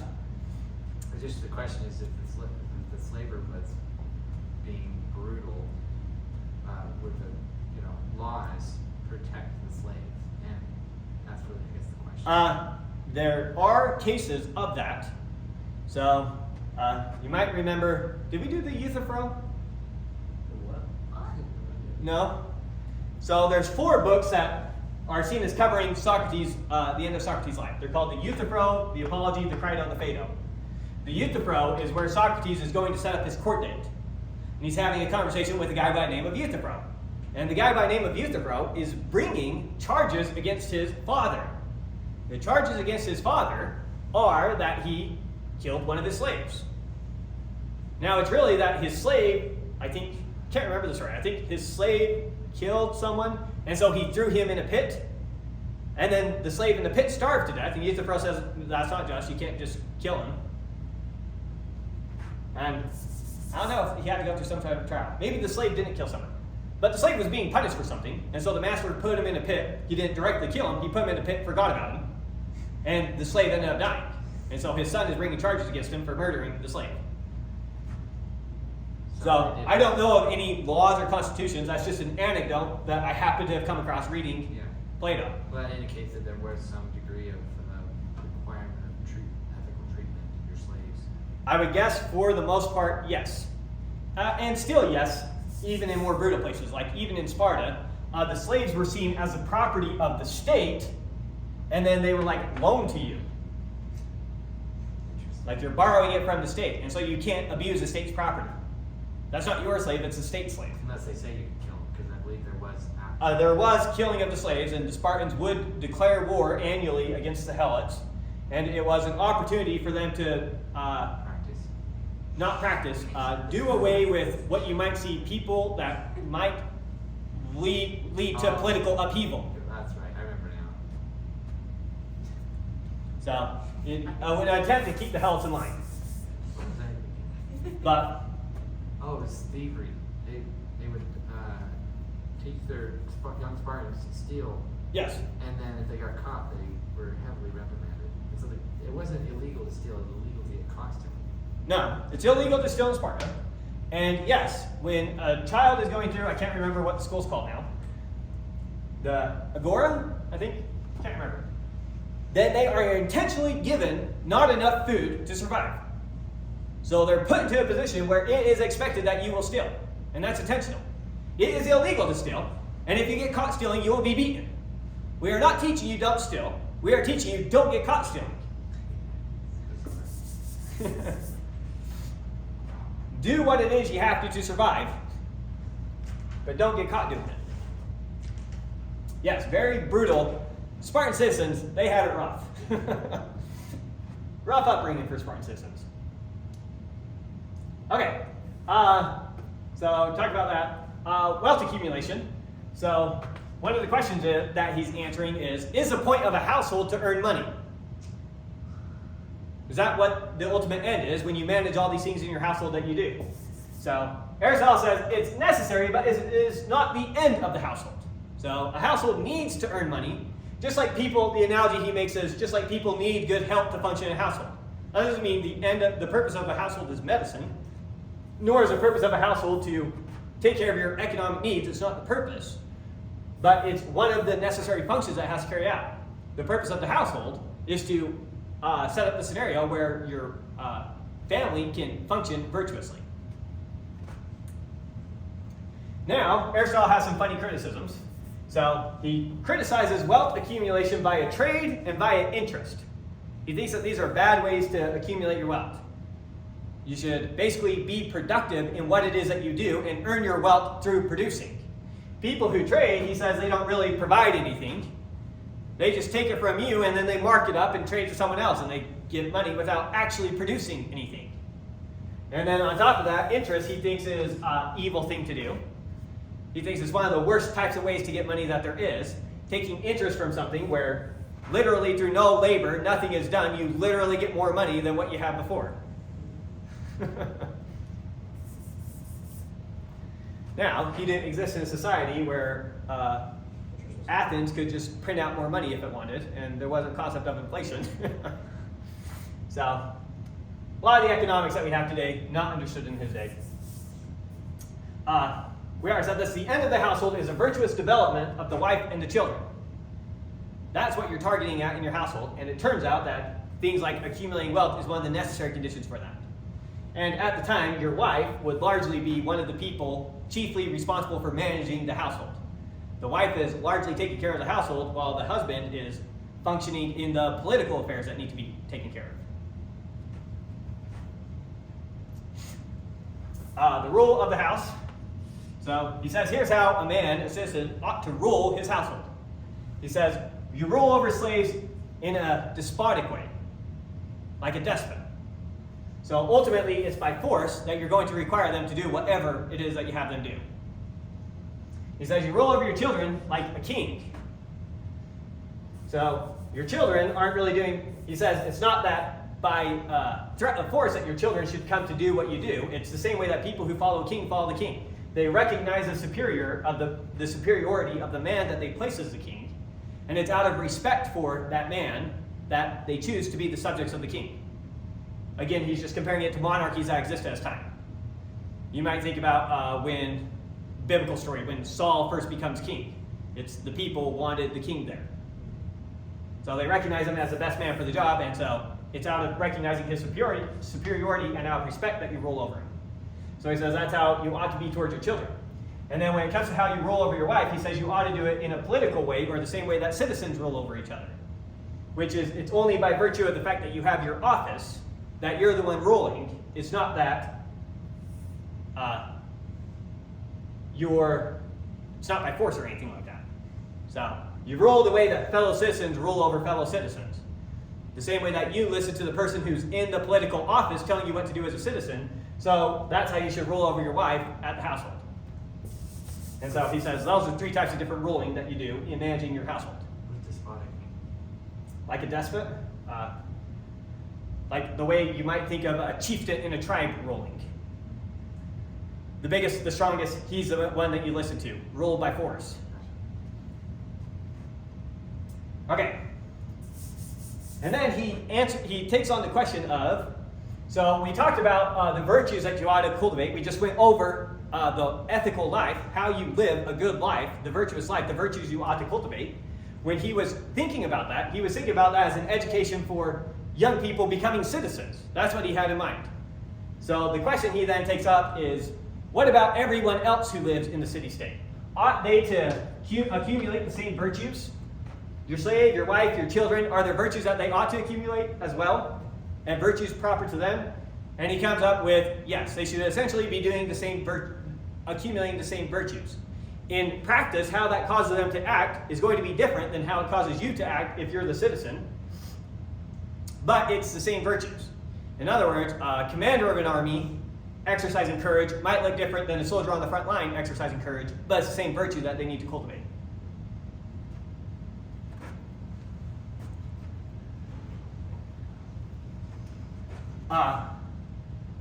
So he then goes through a collection of constitutions, both actual existing constitutions and theoretical constitutions that people put forth, just giving his criticisms, meaning good and bad, saying what's good about it, what's bad about it, just being critical of it.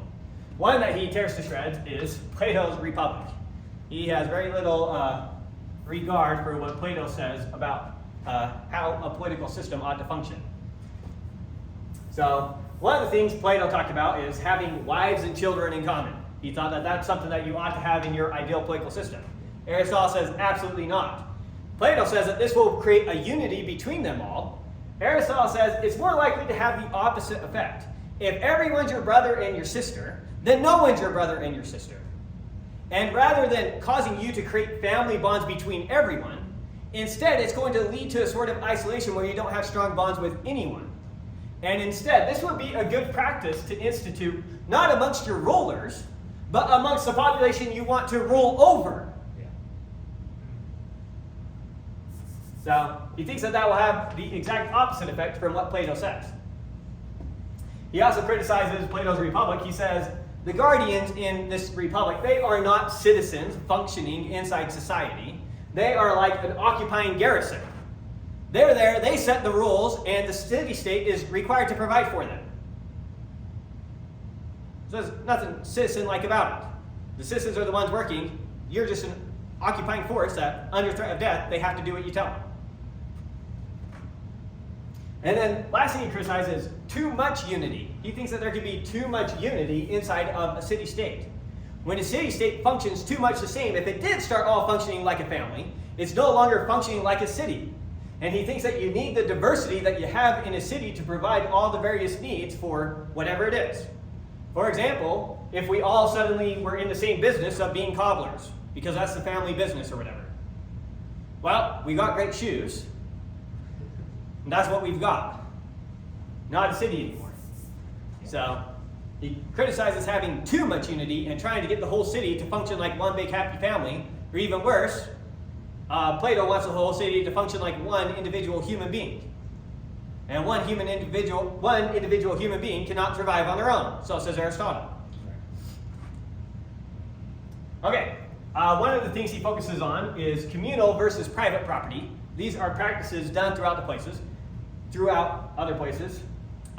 He says that people like Plato, they do a fantastic job documenting the evils of private property and how that often leads to problems. But they never talk much about the virtues of private property. And what you sacrifice when you move to completely communal places. And he says it's in completely communal places that you see even worse problems than you see in places with private property. So yes, in private property, two people might argue. A lot of their things that they argue about is, you took my property, no I didn't. That's mine, no it's not. He says, yes, true, that's a common place of complaint. But he says, let's look at some of the circumstances where we see people completely sharing property together. The complaint then often becomes, you're not doing your fair share. And those complaints here are often more justified and lead to worse scenarios. When something becomes common to everyone, what ends up happening in practice is no one takes care of it.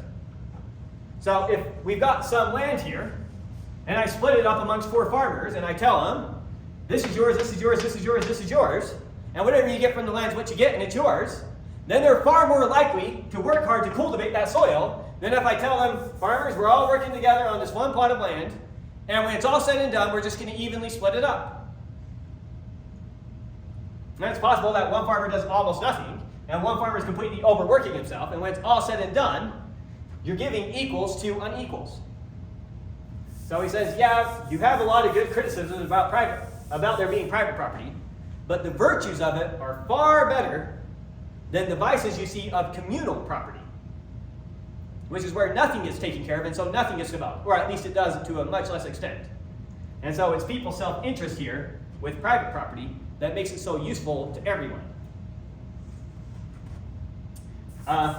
Then he goes on and examines a series of constitutions, and he notes that instability often comes from wealth distribution and stability from separations of powers.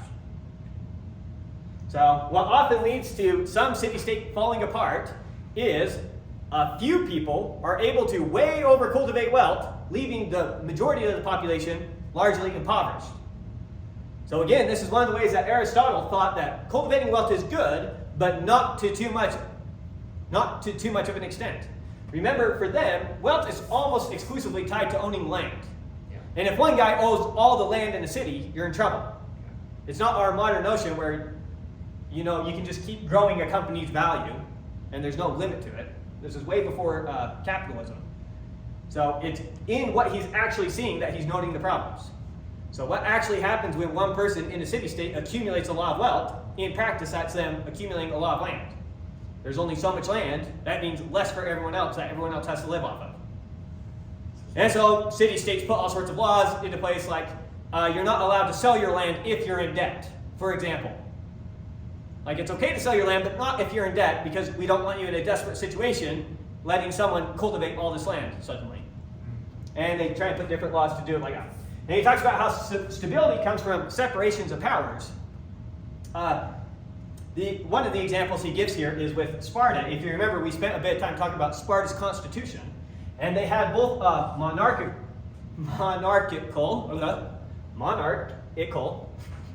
element to it. Sparta had its 2 kings. On top of that, it had its aristocratic element to it. There was a rule of 50 elders, I think, who made the laws, and then it had its democratic element to it, which was the ephors, who were picked by lot, who were basically the judges in the society. And so Aristotle is noting that it's not in one pure type of government where everything's just under the king that you get this type of stability. Those are very unstable systems. And it's not just in aristocratic systems where there's just this group of people who can make all the decisions that you get stability. He notes that it's when you have a separation amongst different elements in your government, that separation of powers, that you produce stability. You get the masses are able to have an effect on what you say. You get the wealthy elites have an effect on what's able to be done. And then you get the monarch, the king, the head, has a say on what's able to be done. And since they all have their competing interests, they all work towards their competing interests, creating a sort of balancing effect in a stable society. And Sparta was notoriously stable in terms of the political system. Not a great place to live, but Sparta was Sparta. Athens was all over the place.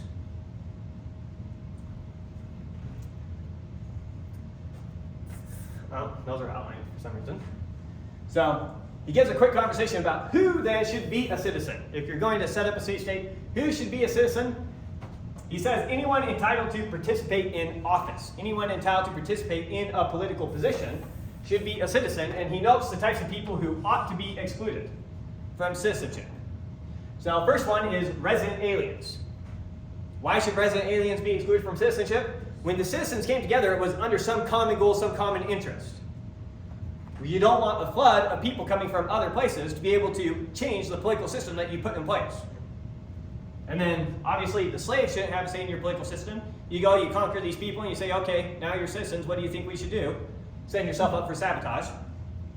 He says that the women should not. The women, he's going to be closely tied to the same as the artisans. But women shouldn't be citizens. Children too young for military service should not be able to be citizens. And then finally, he puts artisans and basically farmers in this category as well. They should not be able to be citizens. Now that one might make you wonder. And so he explains why he says that they should not be able to be citizens. And he talks about some constitutions where they would adopt a practice of, we're going to have, one example he talks about is we're going to have 3 different types of people. We're going to have the farmers in our society who work the field. We're going to have our artisans who build your different artifacts, chairs, what have you.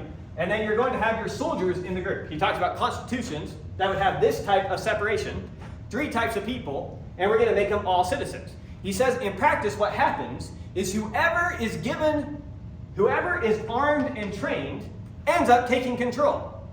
He says people with good intentions, they go up and they set these constitutions saying, okay, you all get equal rights. He says come back in 20 years, they've taken over and enslaved these people.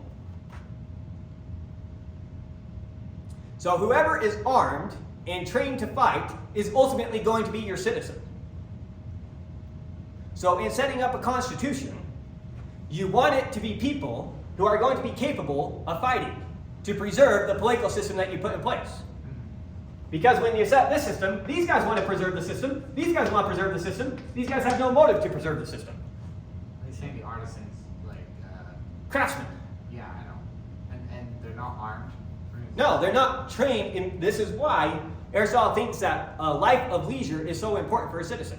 You have to be able to practice your military practice. Your citizens were your army as well. I mean, they could take people with them to go fight with them, and, you know, your resident aliens might join in the fight or whatever. But ultimately, he says, whatever your military force, in practice becomes the citizens. So whoever your citizens are going to be need to be able to arm themselves and take care of themselves in battle. So that's why he excludes this, that's why he excludes this, and that's why he excludes this. Make sense? And then types of political regimes, he lists out 6. There's a monarchy ruled by the king, an aristocracy ruled by the best people, the elite. There's a polity, which is ruled by the many, ruled by the middle class basically, a democracy ruled by everyone, an oligarchy ruled by the rich, and then a tyranny, again ruled by one man but by brute force. So he roughly classifies political regimes into these 6 categories, and briefly talks about the pros and cons of each. Should tell you he also puts them here in order of best to worst in terms of what they're able to do for their citizens. So he thinks a monarchy is the best, followed by an aristocracy, followed by a polity, followed by a democracy, followed by an oligarchy, followed by a tyranny. Best to worst. Okay, so what does he say about each one of these? Roughly. So what's a monarchy? For him, a monarchy is ruled by one for the common good. If you're not ruling for the common good and you're the one in power, you're a tyrant. A tyrant uses force to get what he wants. A king, a monarch, rules for the good of his people. And that's the difference in his mind between a monarch and a king and a tyrant. The king is loved and respected by his people. The tyrant rules by force. His subjects hate him, wish they could overthrow him. So a monarchy is a government where the ruler governs for the benefit of the entire community, the entire polis, the entire city-state, whatever it is. Pros. In an ideal monarchy, a wise and virtuous ruler can make decisions quickly and in the best interest of everyone. This is why it's the best one when it's done right. Is because one person quickly, decisively taking decisions and making actions enables things to get done as fast as possible. If something's obviously a good idea, they can hurry up and instate it, and if it suddenly isn't working out anymore, they can throw it away. And so things can change quickly as things are needed. So one person with a lot of power, if you've got a really good person in power, they can do a lot of really good things. The cons, on the other hand, it is vulnerable to corruption turning into a tyranny, which is the worst form of government in his mind. If the ruler governs for personal gain, and he notes that monarchies are especially vulnerable when there's a change in the kingship. When one king dies and someone else has to come to power, he says it's very common that that person who comes to power rules as a tyrant. And to see the effect that one person can have, this is one of the reasons I love just reading Roman history. You watch the Roman Empire, when they get a good emperor, the whole country does great. They get a bad one, it all goes to crap. And it shows you how in these types of systems, there was more structure, it wasn't just monarchy. But it's a good example of how one person, given that much power in a system, if they're a good person, can do a lot of good, and if they're a terrible person, they can do a lot of evil. So those are the pros, those are the cons. And then its correct form is tyranny, ruled by one for personal gain. The tyrant uses power for selfish reasons, oppressing the people. So, covered monarchy and tyranny, the best and the worst. Second best and second worst. Aristocracy. So, aristocracy is ruled by the best for the common good. Ruled by the best among you, the elite. A government where a small group of the best citizens, who are wise and virtuous, rule for the benefit of the entire city-state. Would these be voted in? No. How would you? They would. The selection process can happen in different ways. So, for example, Sparta had this element to it. You had your council of elders. And so what they recognized is someone who had lived as a Spartan citizen and reached the age of whatever was now reached the point where they're one of the best amongst us. Because they're just older. Because they're older and they also maintain their citizenship for however long. Because it's not easy to be a Spartan citizen. So in some criteria, you demonstrate yourself. They also do it based off of deeds on the battlefield was another common way. You could earn some position. So, not necessarily elected. There has to somehow be some election element in it. Someone has to deliberate over who should do this. But once you put things in place, if this person does this and this and this, it qualifies them for it. Achievement-based. Based off personal achievement. So, pros, it ensures that the most capable and virtuous people govern, promoting justice and stability. They can't act as quickly as a single person can, but a group of people can still do a lot of good if they're all good people. Cons, an aristocracy can become an oligarchy if the ruling group uses its power for personal wealth or privilege. And then one of the things he notes is kind of what you were hinting at. How do you determine who the best people are? Oftentimes, people who are really good leaders are also really good at cultivating wealth. And so it's easy, he notices, systems that try to set up this way, they often confuse the two and think that because he was good at cultivating wealth, he is this type of person. And so they end up putting people in power who are more focused on cultivating wealth than being honorable, and so it turns into an oligarchy where only the rich are allowed to rule. So the correct form is an oligarchy, ruled by the few for personal gain is the way that he says it, but ruled by the wealthy. The wealthy or elite rule for their own benefit, ignoring the needs of the many. And then finally, the third best and the third worst.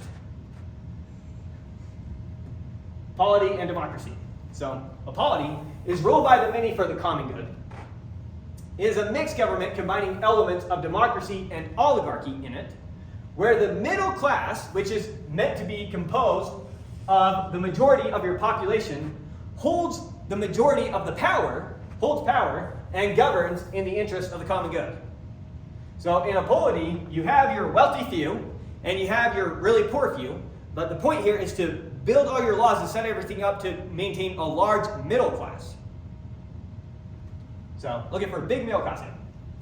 Pros, it balances the interests of both the rich and the poor, creating stability. Aristotle notices that these are far and away the most stable types of systems that there are.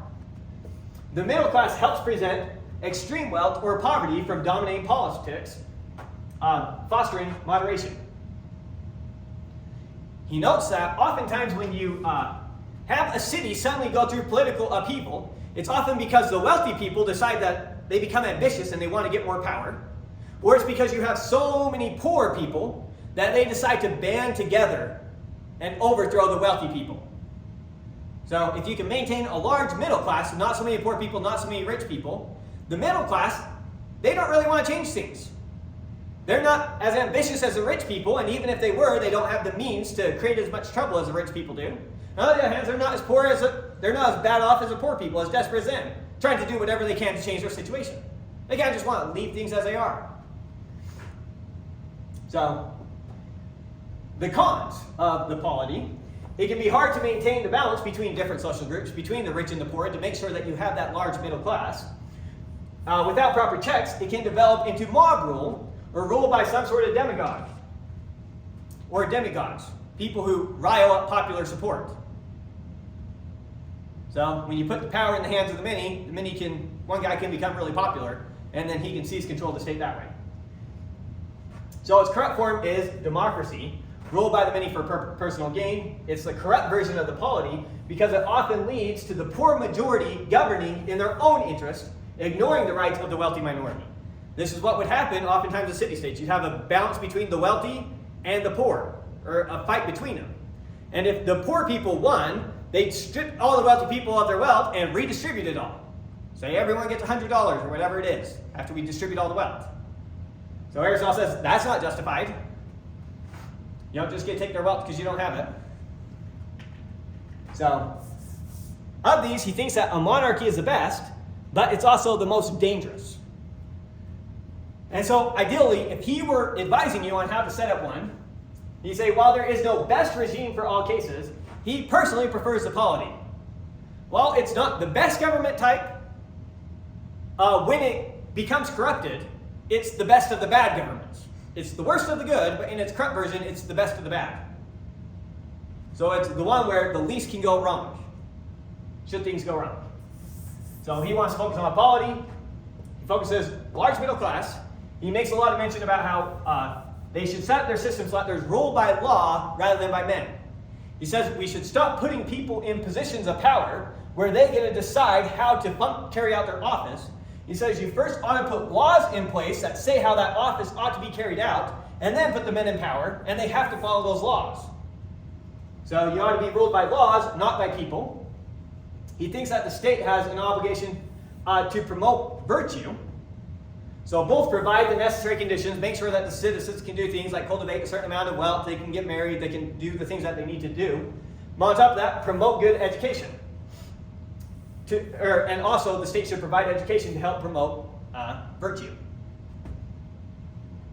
He thinks that your citizens, your city-state shouldn't get too big. You should have a small, engaged citizenship.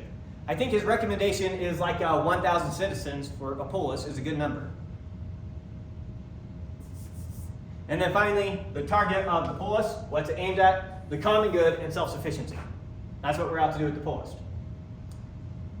He lists what you have to have officials for. So he says, in setting up your city-state, you need to at least have these positions. So you must have officials to supervise your religious practice, someone to take care of the temples, make sure that those are being taken care of, someone responsible for defense and war, someone responsible for the state's treasury, someone responsible for commerce, someone responsible for public works, putting in things like roads or whatever, land management, what land is going to be people can build houses on, what's going to be commercial, what are we going to use for farming. You need your courts to settle disputes. You need records, all your legal records, keep track of what contracts are in play. You need your law enforcement element. He mentions how this is the hardest one to get right because everyone resents the law enforcement people. And the notion of police officers, that's largely the Romans who introduced that idea, but you need something along those lines.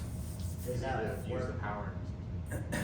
Huh? does that word police come from polity or polity? I don't know the origins of police. And then he says someone to function for audits, not auditing the citizenry, auditing all the people in all these different positions, making sure that they're not abusing their power. And then finally, someone responsible for group gatherings, whenever the city comes together for like a festival or whatever they want to do. He says these are your basic positions that you need to make sure you fill up in your regime. So quickly giving you what he suggests as the best way to set up this regime. Okay, and that's the end of the politics as far as I'm going. He goes on further to give suggestions to every type of regime that's out there and say, if you want to run a good tyranny, here's the things you got to watch out for. Right? He's out to just offer what he's observed in situations and how to improve. Very just empirical, looking at what is very non-judgmental approach, kind of. Just saying, based off of these facts, here's what should happen. So, we're already over. Maybe we'll start next time with a recap on Aristotle, and then move into Alexander the Great. And then are we doing Alexander the Great and you put it in the same lecture? Then we'll put an end to this.